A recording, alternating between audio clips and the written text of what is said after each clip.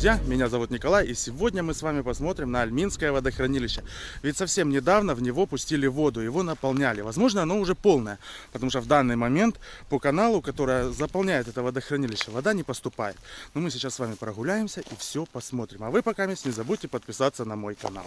Ну что, друзья, по этому каналу и подавалась водичка в Альминское водохранилище. Ну и для начала мы, конечно же, пойдем и посмотрим, почему здесь нет воды. Может быть, даже водохранилище уже полное. Сейчас прогуляемся чуть-чуть и посмотрим. А если вдруг водохранилище не полное, тогда мы поедем с вами на реку Альма. Ведь оттуда берет свое начало этот канал, благодаря которому должно пополняться водохранилище. Так, вот мы, друзья, уже и подошли с вами к этому водохранилищу. Ну и как мы прекрасно видим, на данный момент водохранилище не полное. Давайте-ка поближе подойдем и посмотрим.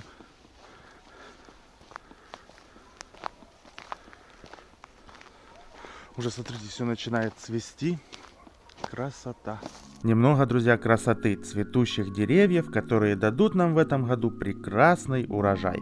Ну и, конечно же, на протяжении всего видео, я на этом водохранилище был буквально месяц назад, я буду вставлять небольшие кадры во время того, когда водохранилище заполнялось с реки Альма.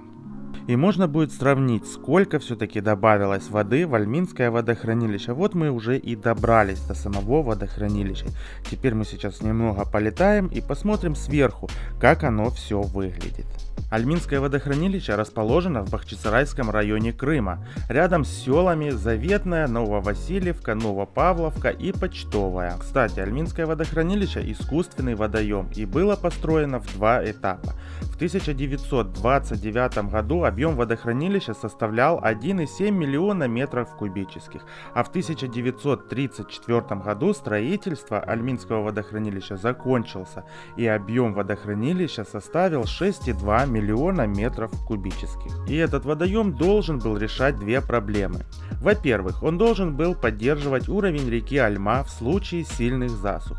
И во-вторых, и в главных, вода из этого водоема должна была поддерживать жизнь Альминской долины с ее прекрасными садами и виноградниками.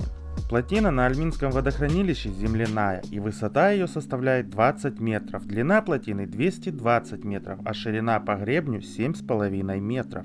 Запас воды обеспечивал достаточное орошение 2000 гектаров сельскохозяйственных угодий. Альминское водохранилище, оно небольшое, и в длину 1200 метров, а в ширину 1000. Площадь водного зеркала 87 гектаров, а максимальная глубина около 14 метров.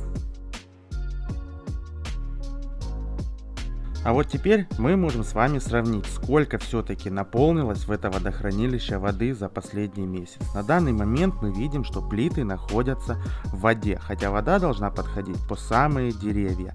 А когда я был здесь месяц назад, здесь воды было намного меньше. И это видно по этим кадрам с прошлого видео.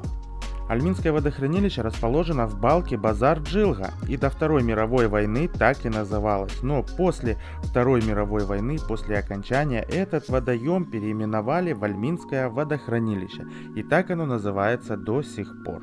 Рыбалка на этом водохранилище бесплатная, можно сюда приехать и порыбачить. А водятся здесь у нас карпы, караси, плотва, тарань, подлещики и еще все различные виды.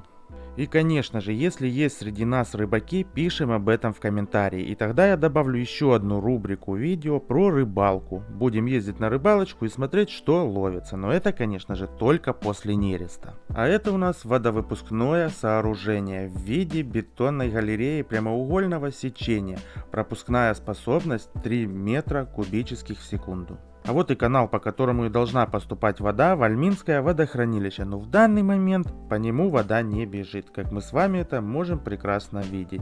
Альминское водохранилище считается наливное, и вода с реки Альма течет самотеком, и регулируется подача воды в Альминское водохранилище на гидротехническом сооружении, на которое мы с вами попадем немного позже. Кстати, максимальная пропускная способность этого канала 3 метра кубических в секунду. А теперь, друзья, посмотрим, как водичка поступала в это водохранилище буквально месяц назад.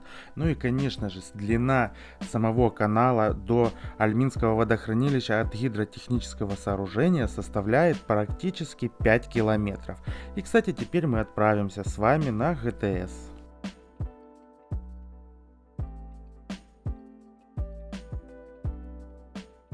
Ну что, друзья, вот мы и находимся на реке Альма, где и отходит ответвление канала, которое пополняет Альминское водохранилище. Как мы видим, река не особо такая бурная, но вода, по крайней мере, есть. Но ее не направляют по каналу. Ну и здесь очень хорошо видно, что реку Альма можно полностью перекрыть на этом гидротехническом сооружении. Благодаря перекрытию реки воду можно направить в Альминское водохранилище. Вот, друзья, сам канал, который пошел в сторону Альминского водохранилища. Как вы видите, он пустой. И здесь вода не запускается сюда.